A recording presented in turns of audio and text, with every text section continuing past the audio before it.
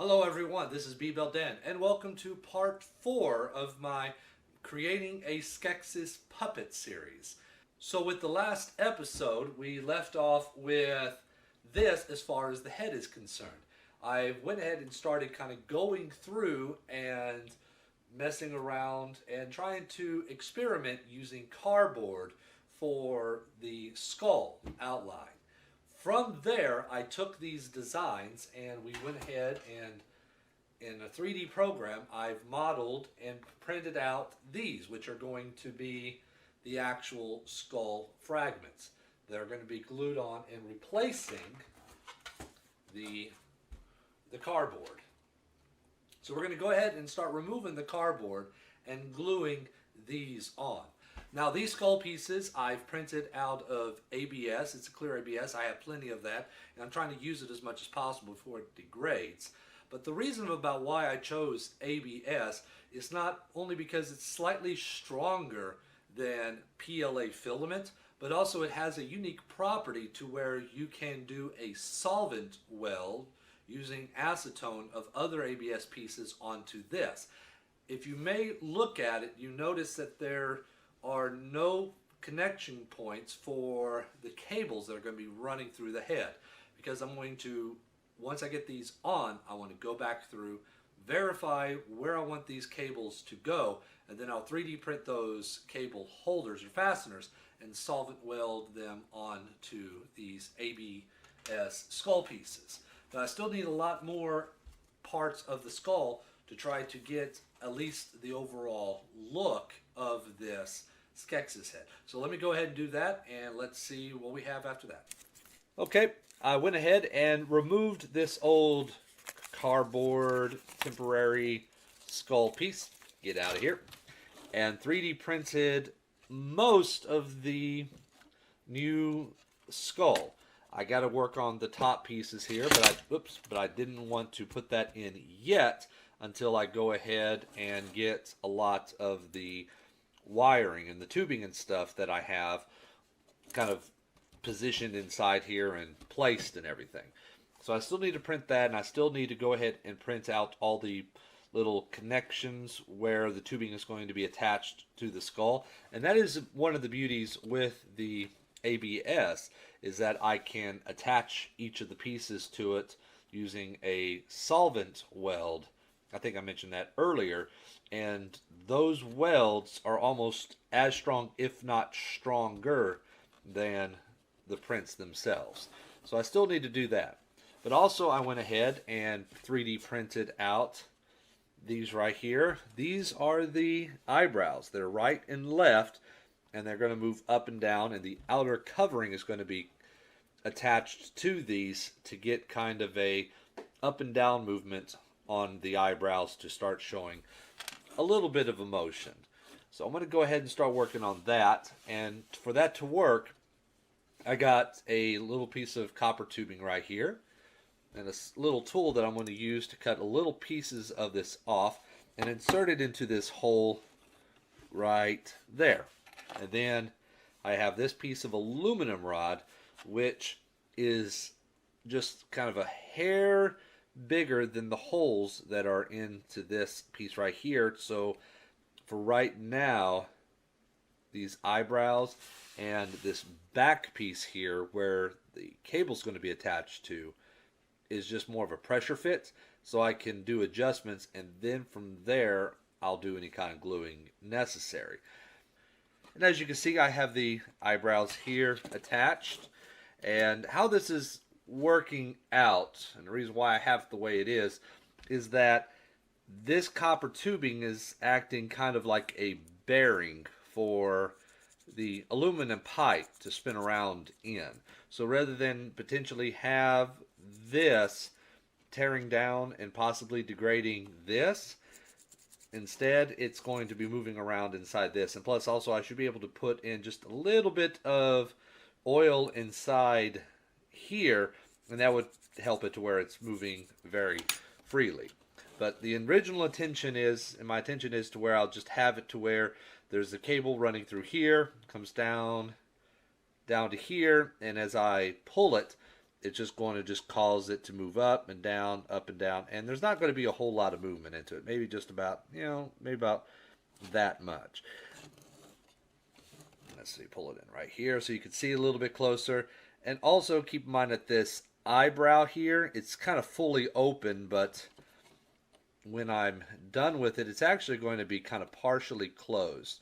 We're going to look at it kind of like that. So by default, the eyebrow would be like this, but I should be able to also make it, open it up along with the eyelid to make it look more surprised, or close the eyelid and lower down the eyebrow to make them look a little bit more, frustrating. But you could do little combinations of both. Have this closed with the eyebrow up to kind of make it look, like, oh, what the hell's wrong? What the heck's wrong with you? Or open it up and close it, cause the blinks and everything like that. So hopefully I should be able to get quite a bit of, a little bit of emotion on both sides. Now from here, I'm going to go ahead and continue kind of fleshing out the skull, so to say, of it. So let me print out some more 3D parts and add those on, and we'll see what we get after that. Okay, everybody. And as you can see here, it's coming along real nicely. I went ahead and worked a little bit more on the internals.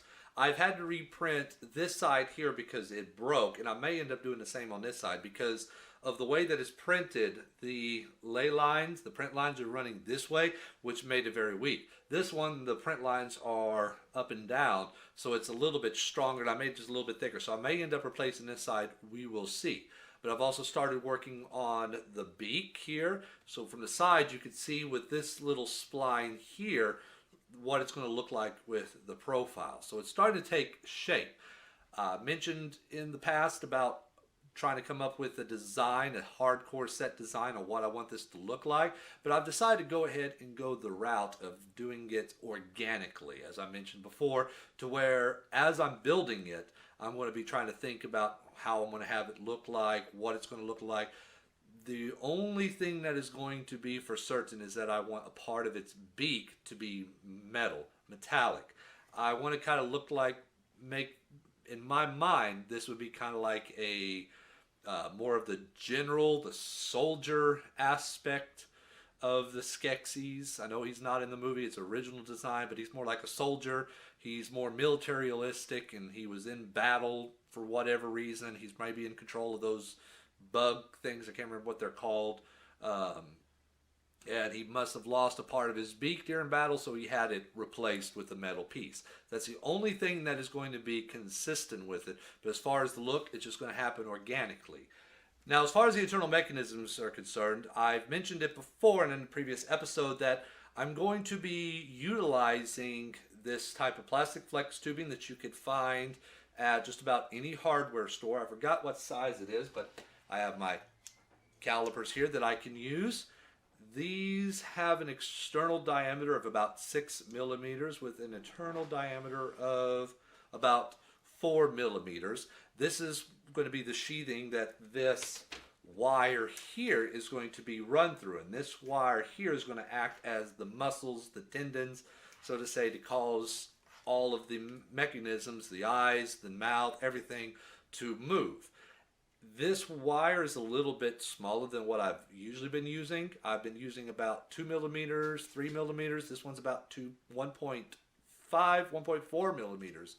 But it's probably going to have to work because of the angles that I'm going to have to make and the bends I'm going to have to put inside this tubing. A thicker cable wasn't working very well, so we'll try the smaller cable and see how that works. So that's what I'm going to go ahead and do right now is we're going to go ahead and start running some of these cables here in through into this head.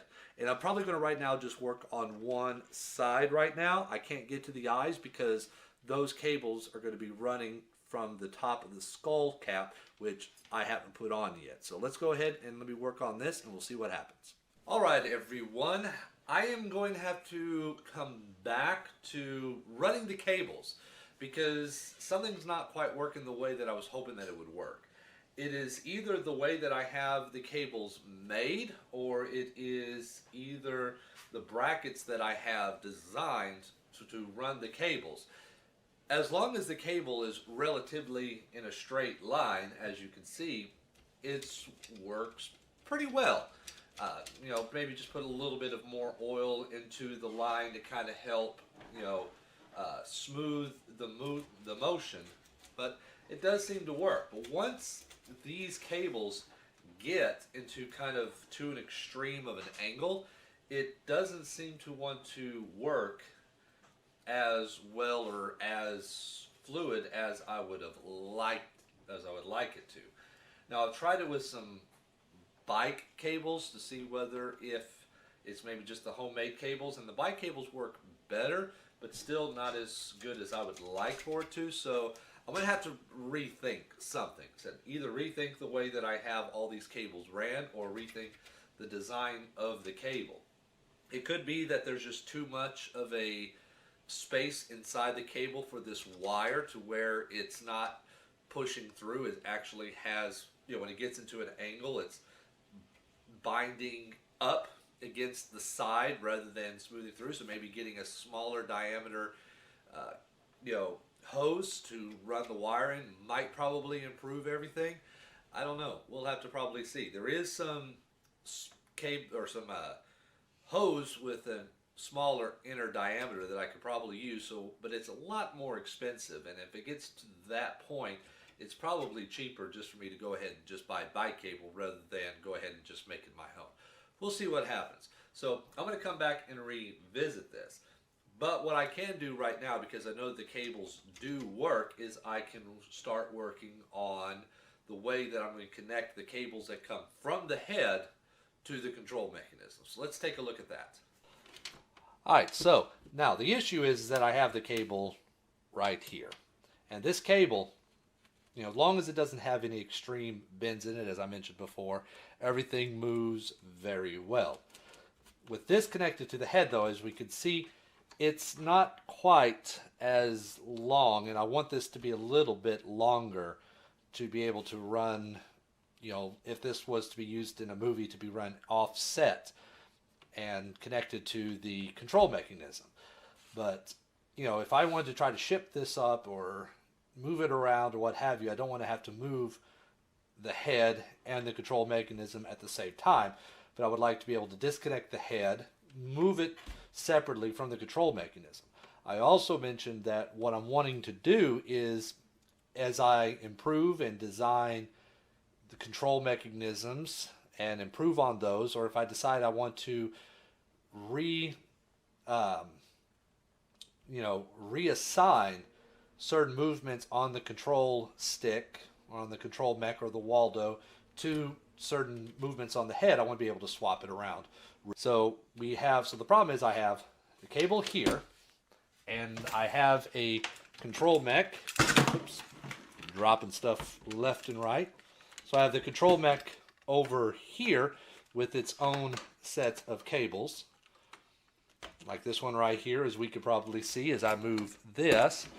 Oops, let me grab it here. Oops. As I grab this, oops.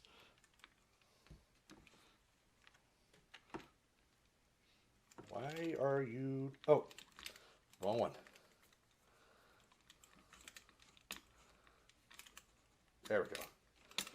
So as I move this, need to kind of adjust it a little bit more. As I move this, I want this piece right here to move like that.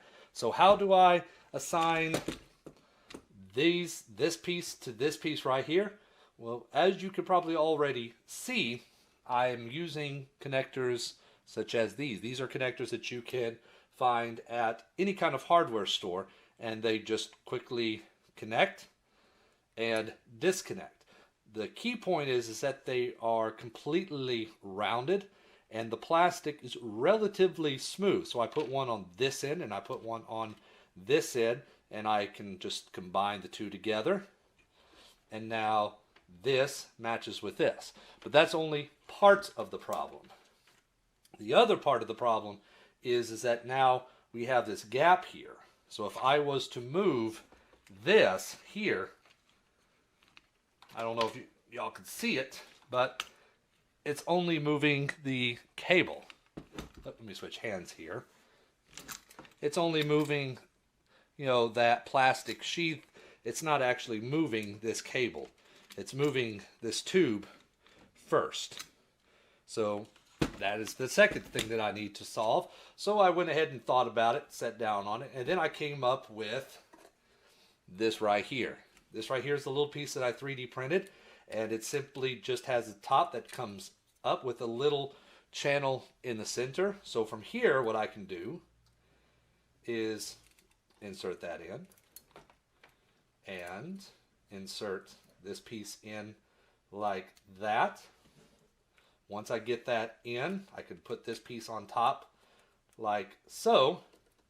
And from here, might need to hold those two down. Let's see if you can see.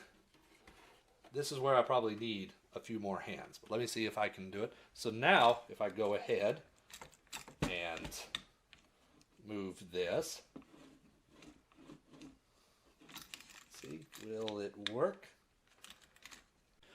Okay, sorry about that. I had to do some rearranging here. One, so y'all can better see what's happening here, and two, I'm still having a couple of issues with the way that this cable is working. Use our imagination right now and pretend that this is connected to, let's say, these eyebrows right here. And I want this to move, and right now I have it to where this stick is using this handle, this motion here. You can see it from here, is to move the eyebrows up and down. So from here, as I move it, we can see that this end part of the cable definitely indeed move. I just need to kind of help it along right now. So I move it back, it pulls up, move it forward, it closes in. So like this right here, if I move it forward, therefore moving this part back, the eyebrow would come up, and then when I pull it forward, it'll suck it back in, and this will bring the eyebrow back down, or actually vice versa. And this is simply just working. As you can see here, this piece here is connected to where, yeah, we can see. So I got this to move around, as you can see. And besides the few little issues and redesigning that I need to do and try to figure out, it's actually working very well. I think I'm onto something here. But the best part is that not only can I just simply just disconnect it, so if I want to, let's say once again this is connected to the head, I can just simply pop that out. Let me remove this piece of tape. Take this piece, move it along, take the head, move it away. Or let's say if I don't want this motion here, oh, now it's working. Well, to a certain degree. See, it's still binding up a little bit. Yeah. But let's say I don't want this motion here, but I want this motion here to instead operate the eyebrows. I can now just take this cable that I have here, which is another connection right there, plop that in, just connect it, run this in right here. Not going to worry too much. Hopefully, actually, let me go ahead and tape this down real quick. Let's not be lazy. And now, if I go ahead, oops. Yeah, see? Now I have it to where this motion here, moving up and down, my arm's in the way, this motion here, whoops, stay, is now operating that. So if I have all of my cables ran off of this into all these different tubes, I can actually choose any one of these motions. So if naturally this motion doesn't work out for me to move, let's say, the eyebrows, I could switch it to a motion this way, another motion that's a little bit more natural to me, even this way right here. So I can not only swap out these parts here, or the control mechanism here, to a different head, but I could also assign, hopefully, any one of these motions to any one of these mechanisms or movements on the head that I want. So I think right here, this is definitely, once again, a good proof of concept, something to build on. So I want to continue on with this. Just need, once again, get the cable straightened out. All right, everyone, and that concludes this episode. As we've worked on today, just kind of a quick little review, is that I've done a little bit more on the head. We're starting to kind of get it fleshed out. And in the next episode, or by the next episode, I hope to have a lot more of it designed so we get a good idea of what it's going to look like.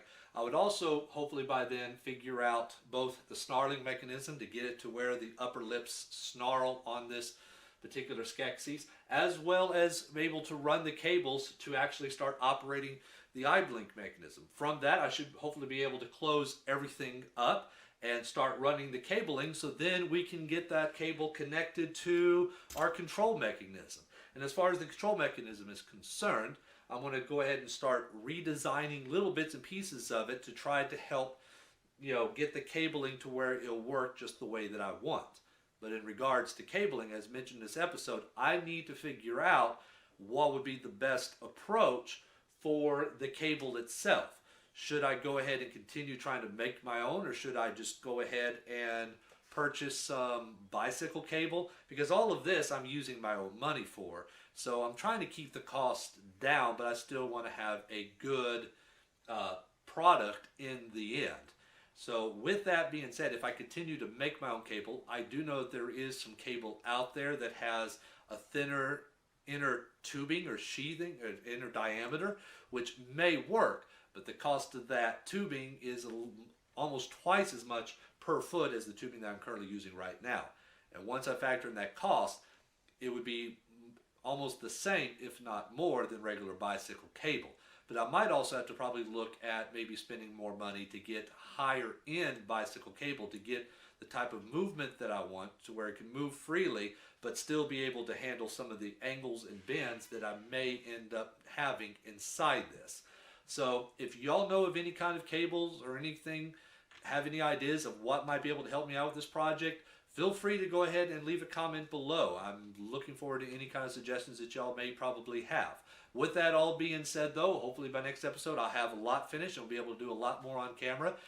And also should be able to start working on other parts of the head, such as the lower beak and even the neck mechanism, now that I have a good idea about how heavy the head is. So once again, this is Bbeltdan. This is my creating a Skeksis puppet head project. Thank you for watching. I will see you next time.